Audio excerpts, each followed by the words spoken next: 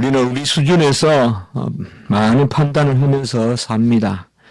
판단력이라는 것은 하나님이 우리에게 주신 좋은 그런 하나님의 형상의 모습이라고 할 것입니다. 판단이 있기 때문에 사랑하기도 하고, 또 판단이 있기 때문에 공경하기도 하고, 평가하기도 하고, 또 환호하기도 하고, 칭찬하기도 하는 것입니다. 그러나 사람의 판단은 또 한계가 있습니다. 그래서 사람은 연약함으로 꼭 그 판단력, 그것은 판단할 수 있는 것에만 작용을 하지, 판단할 수 없는 것은 도무지 어찌할 수 없고, 그래서 오히려 그런 판단력을 판단할 수 있는 범위를 넘어서까지 사용함으로 혼돈이 오고 어려움이 오는 그런 경우도 볼 수가 있습니다.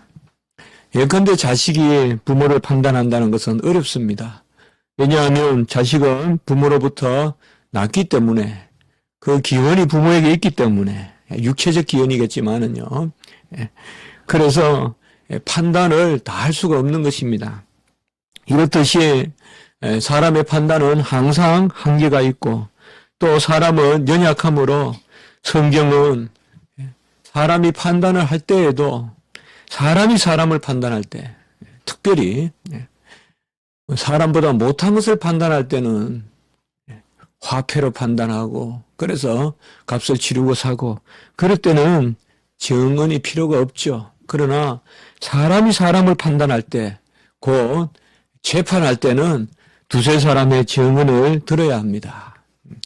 그 사람은 하나님을 판단할 수 없고, 사람은 사람을 판단할 수 있는데, 그것은 하나님께서 허락하신 제도 아래서만 판단하게 하시고, 그때는 두세 사람의 증언이 필요하고, 사람이 사람을 판단하는 그 이하의 판단일 때는 우리에게 허락하셔서, 그것은 우리가 나무를 베어서 땔감을 만들기도 하고, 이건 다 판단 아니에요. 무슨 나무를 베어서 사용할까, 또 가축을 무엇을 죽여서 그날 저녁에 음식을 할까, 이런 판단은, 그것은 증언을 필요로 하지 않습니다.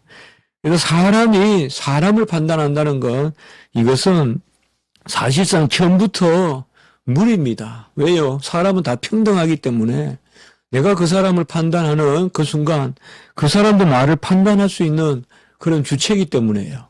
그래서 신중에 신중을 거듭해야 됩니다. 우리가 사실상 많은 판단의 이야기를 듣고, 또 원고니 피고니 변호인이니 검사니 판사니 그 여러 제도를 두는 것은 이런 판단을 신중하게 하라는 그런 이유겠습니다. 그래서 법도 율법도 두세 사람의 정인을 두라고 하고, 그리고 최소한 두 사람, 그리고 또 세 사람이라고 이야기한 성경도 있고요.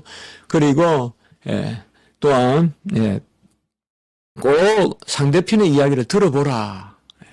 그러니까 한편의 이야기만 듣지 말라는 것입니다. 한편의 이야기만 들으면 다 그것이 옳은 것 같아도 또 분명히 다른 쪽의 입장이 있다는 것이죠. 그래서 이러한 배려가 성경에는 많이 나타나 있습니다. 우리가 하나님을 판단할 수 없듯이 하나님께 속한 일도 판단할 수 없습니다. 그래서 영적인 것은 영적으로 분별한다라고 이렇게 이야기했습니다. 주의 일을, 또 성령의 역사를, 하나님의 섭리를 기도하지 않고 생생한 그런 이성으로 판단하는 것은 정말 그것은 무모한 것이고 처음부터 그릇된 것입니다.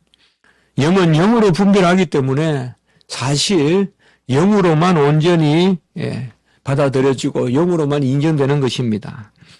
그래서 세상에서 기독교를 판단하는 것, 우리가 그것에 대해서 상당히 신중하고, 왜요? 복음 전도를 위해서 그래야 됩니다. 사도 바울이 그랬듯이 내가 헬라인에게는 헬라인이 되기도 하고 유대인에게는 유대인이 되기도 하는 것은 일체 주의 일을 위하여 상가하고, 이런 것들은 다 바로 한 영혼이라도 살리기 위한 것인데요. 바로 우리가 영적인 것은 영적으로 분별을 할 때만 온전하다. 세상이 시험 들게 해서는 안 됩니다. 전도를 위해서. 그렇지만은 무조건 세상의 판단에 또 쫓아가서도 안 됩니다. 세상의 매스컴이 우리 교회를 어떻게 이야기한다고 해서 그대로 애누리 없이 세상의 매스컴대로만 다 또 우리가 쫓아가서는 세상의 어떤 매스컴이나 브로드캐스팅을 우리가 만족시키기 위해서 교회가 그대로 그것을 쫓아간다는 것은 그것이야말로 또 어리석은 것입니다. 벌써 그런 환경에 이르렀다는 자체가 사실상 우리가 조금 서글픈 그런 상황이지만 말이에요. 그래서 보이지 않는 것은 나타난 것으로 말미암지 않는다라고 분명히 히브리서에서 말하고 있습니다. 영적인 것은 보이지 않는 것이요, 보이지 않는 것은 나타난 것으로 말미암지 않는다. 사실상 우리가 영적인 것은 잠잠하라, 마음속에 심중에는 헤아리십시오. 그러나 그것을 드러내지 마시고 발설하지 마시고 기도하라 이 말이에요. 또 기도하고 또 기도하고 또 그 사람에 대해서 우리가 복을 빌고 원수를 위해서도 복을 빌라고 했잖아요. 이 말은 그것을 드러내서 발설하지 말고 그 사람을 어쨌든 키우는 쪽에서 또 허물을 듣고 그게 바로 하나님의 뜻입니다. 사실 발설해버리면 우리가 여러 가지로 힘들어요. 발설하면. 먼저 사람에게 발설하면 사람의 그 입을 또 막아야 되고요. 또 발설하면 내가 그 일을 책임져야 되고요. 그러나 심중에 담아놓으면 기도하면 돼요. 심중에 담아놓으면 또 그것을 기도해서 우리가 하나님 앞에 서면 되거든요. 그렇기 때문에 항상 우리는 무슨 말이든 정말 가장 내 그 가까이 있는 사람에게도 말을 삼가해야 돼. 부부간에도 말을 삼가할 줄 알고 그래야 사실상 그런 것들이 우리가 여러 가지로 온전하단 말이에요. 바로 보이지 않는 것에 대하여 특별히 영적인 것에 대해서는 우리가 정말 삼가할 줄 아는 이런 것을 하나님이 말씀하셨습니다. 하나님의 일은 아무도 증언할 수 없습니다. 하나님을 누가 먼저 알아서 판단하겠습니까? 누가 먼저 알아서 하나님께 드리겠습니까? 어두움은 빛을 증언할 수 없습니다. 어두움에 속한 것은 모두 간사하여서 빛에 속한 것을 그 속에 담을 수가 없습니다. 더러운 옷을 입은 사람이 흰 옷을 입은 사람을 보고 그것이 희다고 했을 때 그것은 다만 상대적이요 속이는 것일 뿐입니다. 사실상 절대적으로 흰 것은 검은 옷을 입은 사람은 볼 수가 없습니다. 하나님이 우리에게 맞추어서 이렇게 심판도 하게 하시고 또 재판도 하게 하시고 특별히 구약시대 때 재판의 법을 주신 것은 특별히 하나님의 영광을 위해서 하라는 것이고 그 가운데서도 두세 증인을 주신 것은 바로 하나님 앞에서 두세 증인을 두신 것입니다. 그래서 우리가 두세 증인이라고 해서 화난 군중이 증인이 될 수가 없습니다. 스데반의 재판을 우리가 알고 있죠. 스데반은 돌을 맞아 죽었죠. 분명히 유대 백성들은 스데반을 재판했습니다. 여기에 두 증인이 뭡니까? 군중들의 증오와 사울의 공명심. 이렇게 우리가 한번 말해볼 수 있을까요?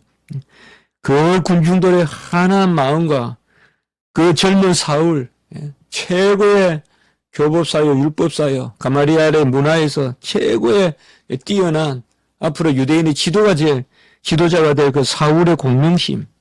이게 두 증인입니까? 그러나 그들은 형식적으로 이걸 증인이라 하면서 결국 스데반을 쳐 죽였죠. 우리 주님도 재판을 받으신 것이죠. 우리 주님을 우리가 한번 세 가지 증인이라고 한번 생각해 볼까요? 첫 번째는 군중들의 무지함이 있었죠. 저들이 몰라서 저리 한다라고 우리 주님께서 말씀하셨죠.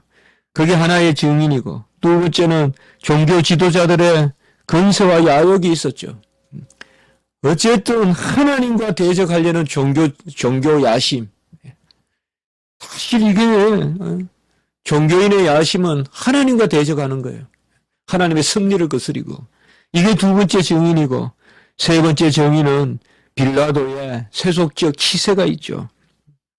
물론 이렇게 우리가 정확하게 말하려면 제가 좀 상징적으로 말했지만은 예수님이 죽을 때 세 증인은 바로 무지한 군중들, 그리고 자기들의 야욕, 종교 야욕을 채우려는 그런 바리새인과 서기관과 제사장들의 그런 종교주의자들, 그리고 세상의 치세를 또 펼치려고 하는 그런 빌라도, 이런 것들은 하나님이 말하는 세 가지 정의는 아니다 이 말이에요.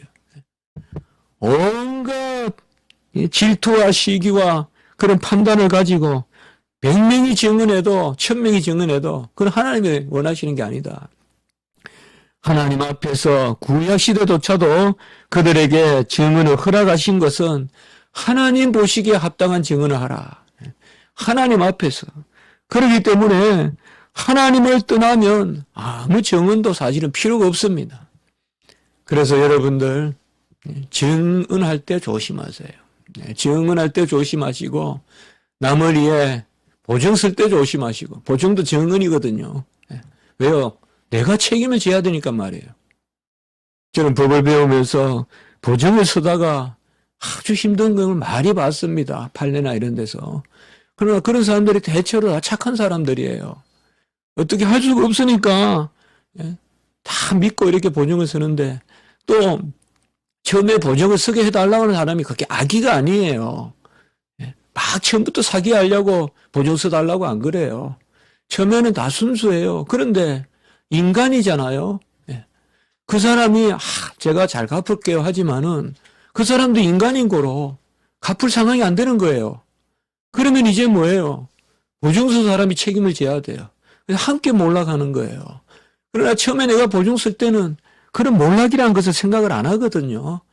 그래서 사실 보증을 쓰는 사람이나 써주는 사람이나 부탁하는 사람이나 사실상 어떻게 보면 처음부터 그렇게 나쁘지는 않아요. 사실 그 친구 관계가 그렇잖아요. 처음부터 사기를 해서 보증 쓰게 하고 이런 경우도 있겠죠. 그건 악득한 사람이고, 그런 것은 우리가 더더욱 조심해야 되고, 그런데 사기를 당하면 그건 내 책임도 있는 거고.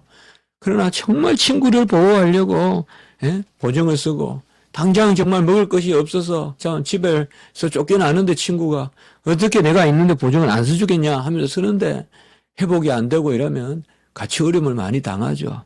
세상에도 그런 경우가 있습니다. 그래서 증언을 하거나 보증을 할 때 우리가 조심해야 되는데, 오늘 여기에서 우리 주님께서는 궁극적으로 두세 사람의 증인을 구약시대 때 세우라 한 것은 뭐냐? 하나님이 궁극적인 증인이시다 이 말이에요. 하나님이 증인이시기 때문에 하나님 앞에서 증언하라. 하나님 앞에서 항상 옳은 것은 옳다 그러고 그런 것은 그렇다 그러고, 하나님 앞에서 무능한 것은 무능하다 하란 말이에요. 그래서 맹세하는 것을 하나님이 금하신 거예요. 헛된 맹세하는 것을. 왜요? 맹세도 증언이거든요. 맹세는 뭐예요? 자기 자신에 대한 증언이에요. 그런데 왜 이것을 금했느냐? 바로 헛된 맹세는 뭐냐? 내가 할 수 없는 걸 맹세하잖아요.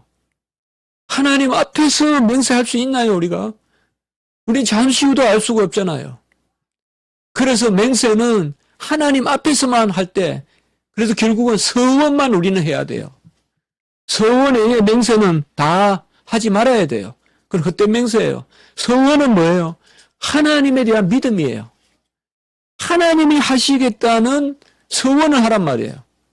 그러나 다른 맹세는 하지 마세요. 내가 너를 책임지니, 내가 앞길을 봐주겠니? 그런 말은 다 쓸데없는 이야기예요. 내가 당장 내일 쓰러져서 어떻게 될지도 모르는데 누구의 장래를 책임을 져요, 내가? 이런 것들은 다 깨어있지 못한 소치예요. 오로지 우리는 미래의 일은, 서원은 뭐예요? 이미 하나님이 하신다는 것을 믿고 지금 그것을 고백하는 게 서원이에요. 이미 하나님이 주셨다고 믿고 지금 감사하는 거란 말이에요. 이건 하나님이 하시는 일이라는 인정이에요, 서원은. 그래서 맹세는 다 서원이에요. 서원이 아닌 맹세를 해서는 안 돼요. 오늘 말씀에서 18절에 보면 내가 나를 위하여 증언하고 나를 보내신 아버지도 증언하신다라고 이렇게 말씀하시므로, 이 땅에 오시는 아들은, 예수님은 이미 두 증인이시다. 자기 자신이 증인이시고, 그리고 위에 계신 아버지가 증인이시다. 이것은 사실 삼위일체를 드러내는 것입니다. 그러니까 아버지는 아들을 보내시고, 아버지는 아들을 아시고, 아버지는 아들을 내 기뻐하는 자요, 예? 내 사랑하는 아들이라고 인정하신다 이 말이에요. 그렇기 때문에 우리 주님의 증언은 스스로 옳다 이 말이에요. 오늘 여기 말씀에서 중요한 것은 하나님이 유일한 증인이시다. 사실 궁극적인 증인은 하나님이시다. 그런데 이 땅에 오신 아들은 바로 그 하나님의 형상이요 영광의 강체다. 히브리서 1장 3절. 그래서 이 땅의 주님은 하나님의 형상이요 하나님의 영광을 드러내는 빛이다. 그러므로 우리의 아들을 항상 아버지와 함께 계신 분으로. 그래서 16절에 보면 내가 혼자 있는 것이 아니요 나를 보내신 이가 나와 함께 계심이다 라고 이렇게 말하고 있습니다. 이 말씀은 주님이 이제 구약의 증언을 폐하는 거예요. 어떻게 보면. 잘 아셔야 돼요. 구약의 두세 사람의 증인을 세우라고 해서 지금도 우리가 그런 구약의 재판법이에요. 그 폐지됐어요. 우리 무분별하게 구약 막 이렇게 의식이나 재판을 이야기하면 안 돼요. 이제는 누가 증인이냐? 오늘 예수님은 모든 것을 우리에게 보여주세요. 여기 보면 뭐예요? 내가 혼자 있는 것이 아니요 나를 보내신 이가 나와 함께 있다. 우리에게는 이제 증인이 뭐예요? 하나님이 되셔야 돼요. 이 땅에 오신 아들은 아버지가 함께 계시기 때문에 아버지가 증인이라면 이제 우리도 구약을 그대로 인용해서 어느 목사님이 내 증인이고 어느 누가 내 증인이고 사실은 이런 말들을 제가 뉴스나 이런 데서 좀 보거든요. 막 답답하니까 그 이해는 되지만은 다투다가 그러나 사실 구약을 있는 그대로 문자적으로 적용하면 안 돼요. 내게 증인이 둘이 있다 셋이 있다 그런 것보다는 하나님이 증인이 돼야 돼요. 그래서 이 땅에 오셔서 우리 주님께서는 바로 아버지의 영광을 드러내시고 아버지의 본체의 형상이시고 그런 우리 주님 히브리서 1장 3절 그 주님이시기 때문에 하나님이 친히 증인이 되신다. 이 땅에 오신 아들은 겸손하여서 스스로 진리시고 어르시지만은 먼저 위에 계신 아버지께 그 증언을 돌리는 그것을 볼 수가 있습니다. 둘째, 아들은 자신이 어디로 오며 어디서 오며 어디로 가는지 아신다라고 그렇게 14절에 말씀하고 있습니다. 우리 주님이야말로 스스로 진리십니다. 그러므로 이 땅에서 사람들은 아들이 증언해서 내가 생명의 빛이다라고 이렇게 이야기하니까 그들은 그것을 믿지 않고 네가 스스로 말하니 증인을 세우라라고 이야기하는데 하나님의 아들을 누가 증언하겠습니까? 그리고 어둠에 속한 백성들이 어찌 빛이시요 생명이신 우리 주님을 증언하겠습니까? 우리는 하나님의 말씀에 대해서는 그저 받아야 되지 누구의 증언을 들을 필요가 없어요. 목사의 증언이 있기 때문에 하나님의 말씀이 옳은 게 아니에요. 두세 사람이 옳다고 하니까 옳은 것이 아니에요. 생명의 빛은 신이 받는 거예요. 여기 지금 사람들은 뭐라고 하는가 하면 주님이 12절에 나는 세상의 빛이니 그리고 나를 따르는 자는 어둠에 다니지 아니하고 생명의 빛을 얻으리라 이렇게 말하니까 그러면 증언을 하라 이렇게 이야기하잖아요. 이게 지금 맞지 않다 이 말이에요. 하나님의 말씀 성경은 아무 증인도 없어요. 하나님의 말씀은 빛의 말씀은 생명의 말씀은 그 자체가 증인이에요. 그대로 받아들여야 돼요. 왜요? 그것은 그대로 참되기 때문에. 이 땅에 오신 예수님이 말씀이시요 이 땅에 오신 예수님이 빛이시기 때문에. 그래서 세상에 두세 증인을 세우는 것, 이 구약의 그런 개념들은 사람들 간의 재판에서 이야기지 하나님의 말씀은 스스로 잠잠하게 스스로 하나님 앞에 기도하는 가운데 받아야 된다. 이것이 바로 오늘 12절에 주님의 말씀이에요. 오늘 여기 부분은 주님께서 세상의 빛이다, 생명의 빛이다는 이 자체가 오늘은 주제가 아니라 이로 말미암은 누가 이 말씀을 그대로 받아야 되느냐, 아니면 이것을 우리가 판단해야 되는 그 말씀이 오늘 주님의 가르침입니다. 주님의 가르침은 어둠이 받을 수 없는 거예요. 생명의 빛이기 때문에 어둠의 판단을 받지 않습니다. 그래서 스스로 증언하는 것입니다. 빛은 그곳에 속하여서 혜택을 받는 것이지 빛은 판단하는 것이 아닙니다. 하나님의 말씀은 그 안에서 누리는 것이죠. 우리가 어찌 판단해서 물속에 뛰어들어 몸을 씻겠어요? 먼저 뛰어들어 씻어야 내가 정결해지는 거죠. 저 물이 옳다, 저 물이 그렇다, 어찌 판단하겠어요? 우리는 다 하나님의 은혜 가운데서 빛은 따를 때 우리에게 비추는 거지 판단할 때 비추는 것이 아닙니다. 생명은 우리에게 아멘할 때 역사하는 것이지 판단할 때 역사하는 것이 아닙니다. 판단을 그치는 것이야말로 최고의 판단이에요. 하나님 앞에서 판단을 중지하는 것이야말로, 철학자들은 몰라서 중지해요. 에포체라고 하죠. 판단 중지. 그 철학자들이 하는 이야기예요. 일체의 판단을 중지하면 진리가 보인다는 건데, 그것은 철학적인 방법은 인간의 한계를 뜻하는 것이고, 우리가 판단을 중지하는 것은 의뢰하고 신뢰하고 믿는 것을 뜻해요. 가장 판단할 수 있으나 판단을 하지 않는 거예요. 가장 내가 하나님 앞에 지혜로우나 하나님께 맡기는 거예요. 그래서 지혜는 여호와를 경외하고, 지혜는 그의 행사를 바라는 것이고, 지혜는 그가 모든 것을 이룬다는 것을 믿고 의지하는 것이에요. 제가 한번 그렇게 이야기해 봤습니다. 빛에 대해서, 생명에 대해서는 사법적 증언을 하는 것이 아니라 복음적 증인이 되라 이 말이에요. 사법적 증언을 하는 것이 아니라 복음적인 증인이 되라 이 말이에요. 여기는 항상 옆에 있습니다. 진리의 말씀이 있고 또 빛의 역사가 있습니다. 중요한 것은 이것을 얼마나 우리가 받아들이느냐, 아니면 이것을 판단하느냐에 있습니다. 판단이라는 것은 하나님 앞에서 받아들이는, 그런 믿음으로 받아들이는 것을 넘어서지 못하는 것입니다. 주의 일은 스스로 증언하시기 때문에, 예수님은 스스로 증언하시기 때문에, 주님께서는 스스로 증언하시고 스스로 유일하신 판단자세요. 사실상 이제 모든 판단은 주님께 맡겨야 돼요. 판단도 다 성취되었어요. 그래서 십자가에서 다 이루었던 말을 우리가 잘 기억해야 됩니다. 우리는 판단하는 자리에 서지 말아야 됩니다. 판단하지 마십시오. 축복하십시오.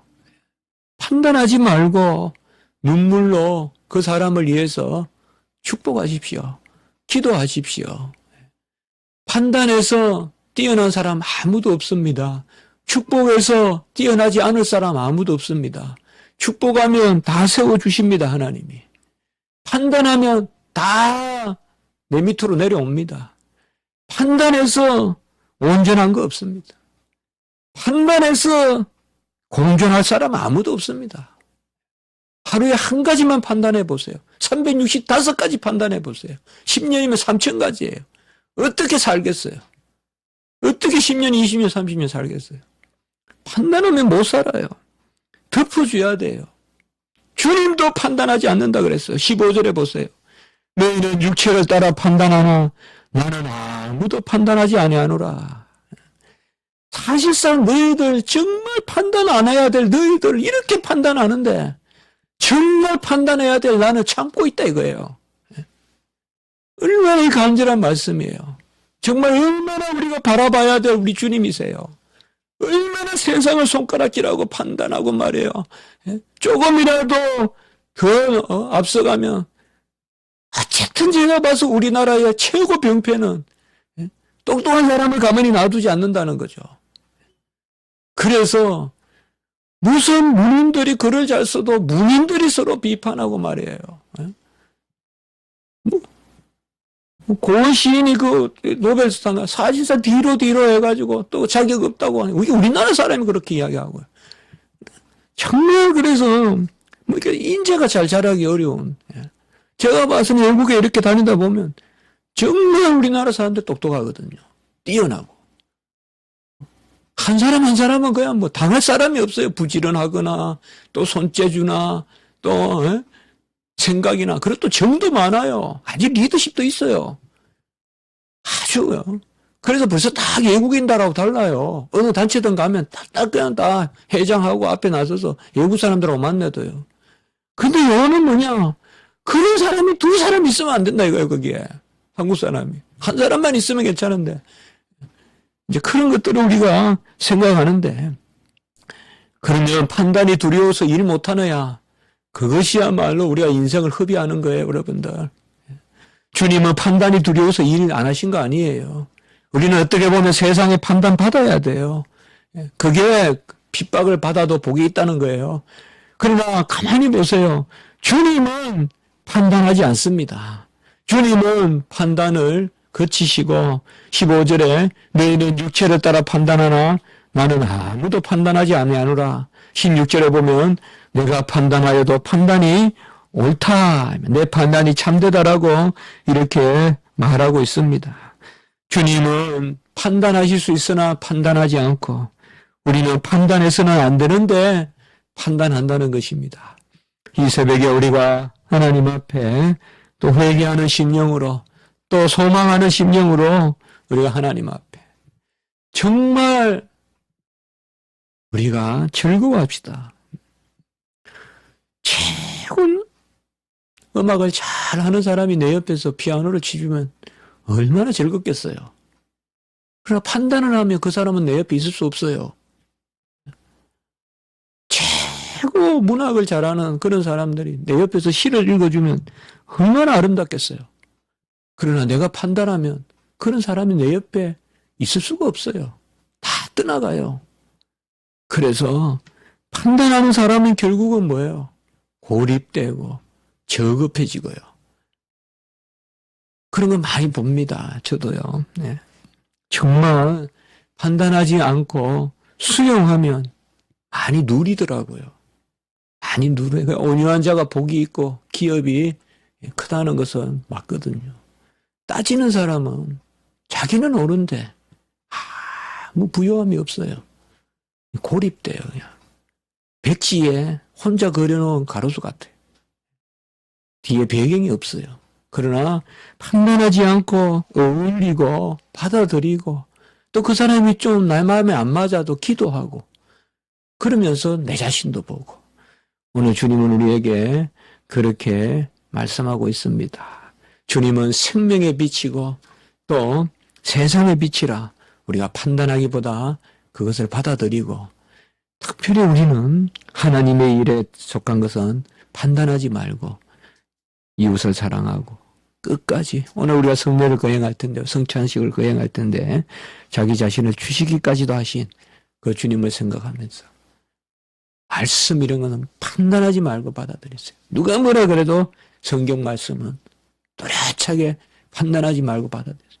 그런 것은 절대 양보하지 마시고 판단할 것은 정말 판단하지 말고 허물을 덮어주고 그렇게 하시기를 바라는 것입니다. 한번 기도드리겠습니다. 하나님 아버지 감사합니다. 주님께서는 유일하신 판단자요 스스로 판단하시는 자존하시는 지존하신 판단자신데 심판자신데 판단하지 아니하신다고 하심으로 그 판단을 거두시고 우리를 그저 사랑하시는 하나님의 은혜를 보이시는데 우리는 목매하고 무지하고 또 근세로 야욕으로 시기로 사람을 판단하고 어쨌든 아버지 끌어내리려고 하는 그런 심령이 우리 가운데 있음을 고백합니다. 하나님 우리를 불쌍히 보시고 정말 남을 나보다 낫게 여기고 허물을 덮어주라고 말씀하셨사오니 우리가 아버지여 판단하기보다 기도하고 우리가 저주하고 아버지여 그를 심판하기보다 축복하는 그런 자리에 서게 도와 주시옵소서. 오늘 한날 예배를 주님께 의지합니다. 모든 예배 순서를 주여 주장하시고 주님의 은혜 가운데 붙드시며 또 주일학교와 특별히 오늘 우리가 아버지여 성찬주일로 주님 앞에 아버지여 지킵니다. 하나님 함께하여 주시고 성찬의 놀라운 그리스도의 연합의 그 표의 은혜가 우리 가운데 나타나게 주여 인도하여 주시옵소서. 감사하옵고 예수님의 이름으로 기도드리옵나이다. 아멘.